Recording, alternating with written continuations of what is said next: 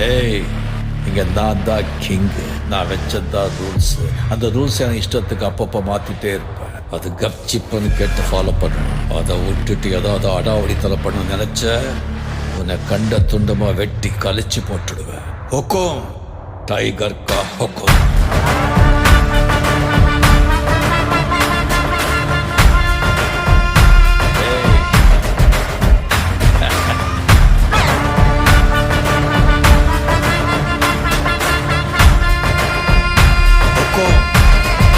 tiger का